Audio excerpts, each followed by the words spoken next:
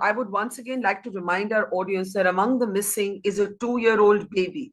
That is the reports. Baka, 1 year. Sorry. One clarity is that the youngest one is 8 to 10 months old. 8 to 10 months. I had heard 2 years. So you're saying the No, no, no. youngest is 8 to 10 months. Yeah, yeah. Okay, I stand corrected. That is even more distressing to think of this little infant, 8 to 10 months old, who is the youngest missing victim of the latest eruption of violence in Manipur. Paul, I want to bring you in. I do know that, of course, the Kuki community has contested the account of the Manipur police, and I'll come to that in a moment. But let's first talk about these children. I can't see Paul. Is Paul there? Or did we just lose Paul? Okay, maybe Paul will reconnect. Let me bring in Major Ali as we think about the fact that there is this 8-month-old or 10-month-old infant child who has gone missing, and we all pray that these missing people are brought home to safety. Major Shah, Dr. Noni talks about the changing nature of the Manipur conflict. When you think of women and children going missing, infants among them, what do you say at this turn of events? Right, Barkha, it's indeed very disturbing, distressing, And when we mentioned just now, Professor Noni rightly said that 8-month-old baby, it was a heart goes out. Can you even imagine? Can our viewers even imagine an 8-month-old baby? So how gruesome the poison from both sides would be, how much hatred from both sides it would be, where you don't even have the heart for an 8-month-old baby, irrespective of the community, whether Meitei, because both I know, both the communities I know very well. I have friends, they are very, very good communities. They are very, very peace-loving communities. And the people watching us do not judge that people in Manipur are violent people. They are not violent. It's just the circumstances like that they are fighting. It's very sad.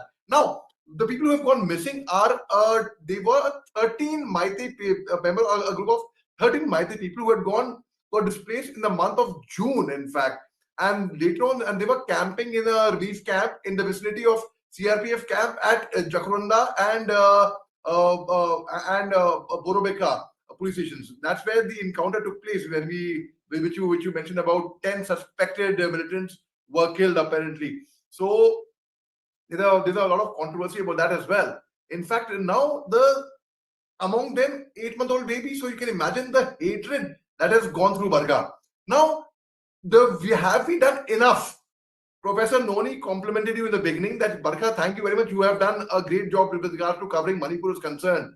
But there are very, very few journalists, unfortunately, who are actually taking keen interest in Manipur. Why? Because they think, oh, Manipur doesn't, it will not get those eyeballs. You didn't care for those eyeballs. You did your job as a journalist. And similarly, I think it is a responsibility of every single Indian to actually take part in this, to actually bring peace in Manipur in their own little way. Now, there's a body called Jiribam, which is a civil society group of Meitei in Jiribam.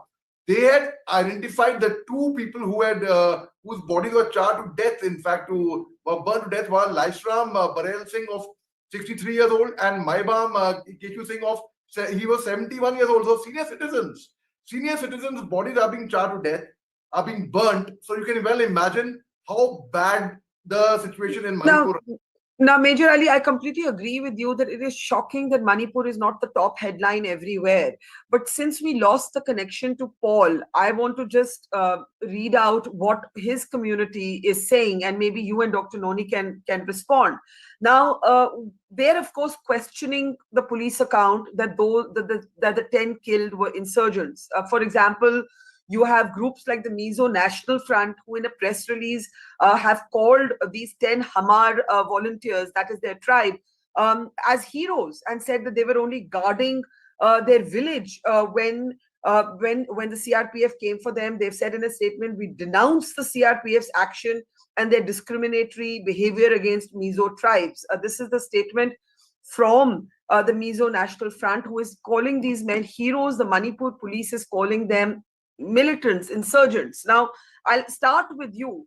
Part of the problem is that when you try and explain Manipur to a general audience, the polarized narratives are so contested, So on the one hand, you have the Kuki groups calling these men heroes.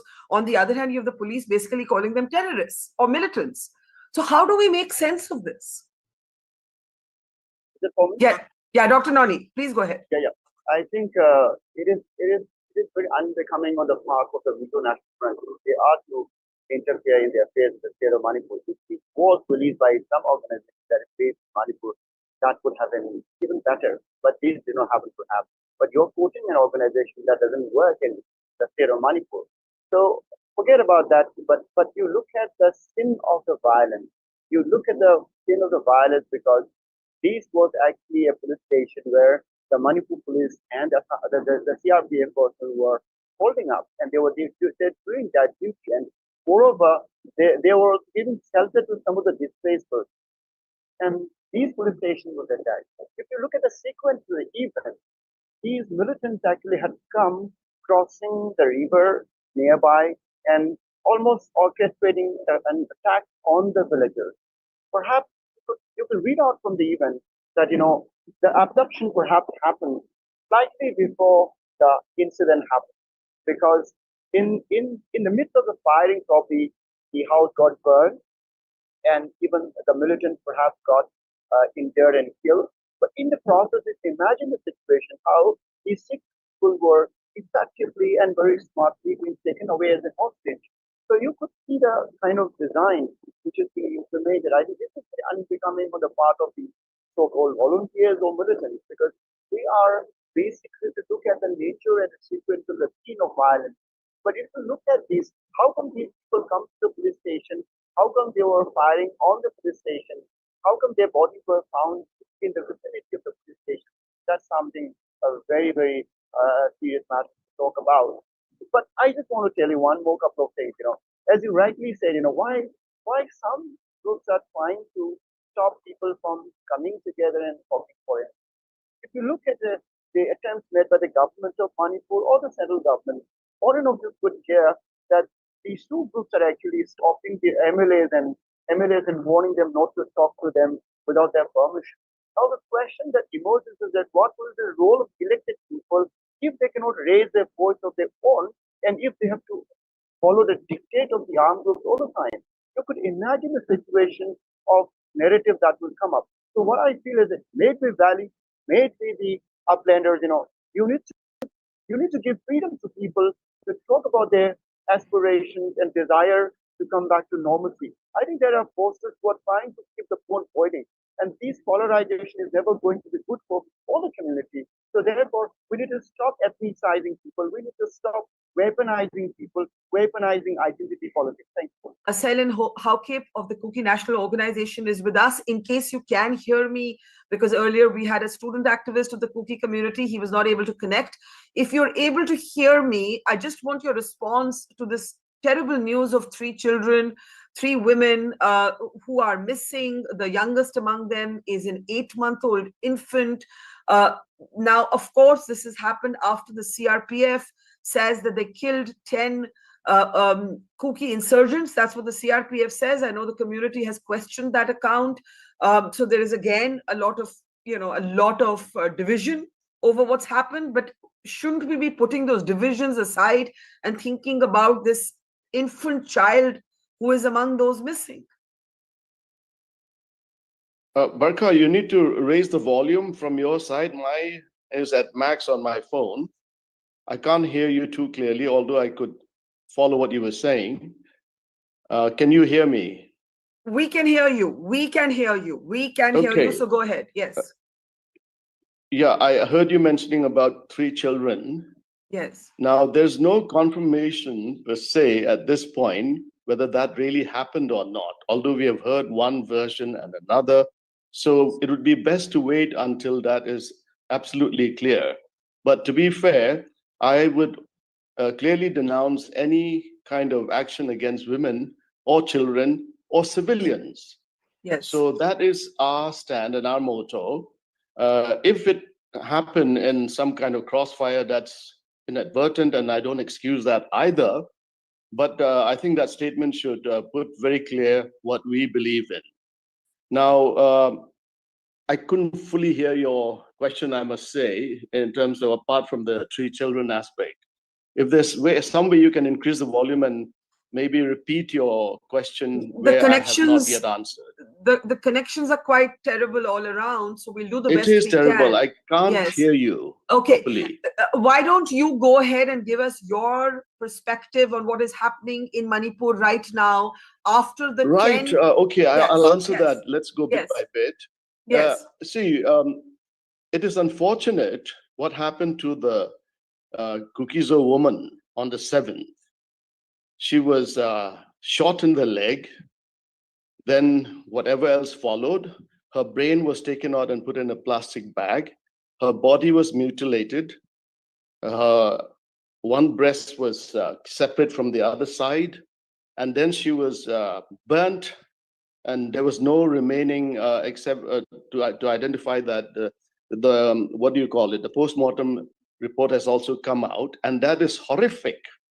And that is done by someone, you know, from the side opposite us. Now you can expect, and she's a mother of 3 children, and she's 31 years old.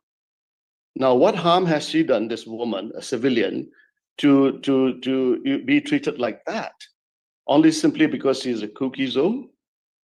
Now, I can understand man-to-man warfare. That is different. Now, here you're affecting a woman who is totally helpless. She's attacked in her home. She's killed. She's raped, everything else, and then burnt after being hacked to pieces. Now, you can imagine the sentiment of the people, the family, the community, etc. It's at its zenith, peak. How can you control a situation like that? Now, what follows is, it appears this has happened in the vicinity of the CRPF posts. And I'm also told that in that CRPF post, as government norms, state forces are not allowed to operate on their own. So the state forces and the CRPF were together in the same camp. And allegations are that, as before in the past, the state forces in state police uniforms, you will have elements from the Rambai Tingol and the UNLFP, which has signed a deal with the government of India. So now, apart from that, the central forces man the buffer zone, and within our side of the buffer zone, we have volunteers to sort of deal with any eventuality as such. And so the CRPF and the volunteers, they're not at loggerheads, and they know who is who. And for them to be rounded up alive and then in an open area, shot by CRPF. If you arrest somebody during warfare, and there was no warfare at all, there was no exchange of fire. These volunteers were rounded up, 10 of them, and they were killed, and one managed to escape. And he said, after shooting, say, out of 10, about 6, 7 of them, 3 were still alive, and they were beaten by spades to death by the jawans there. And there's a drone aerial recording of that. I've seen that myself. The Geneva Convention does not allow for prisoners to be treated in that way. And these were not prisoners. These are Indian citizens, volunteers. Let me just follows the children and women aspect. Yes. Now, how do you see all this in what perspective to make sense of it? Yes. Other than to say it is absolutely unfortunate. Let there be man-to-man war if there is. Yeah. Why take it out on women, our children, irrespective of which side? That is our position. And why should the central forces who are in the vicinity allow a woman to be killed on the 7th, and yet here, if they've arrested people on whatever grounds, why kill them?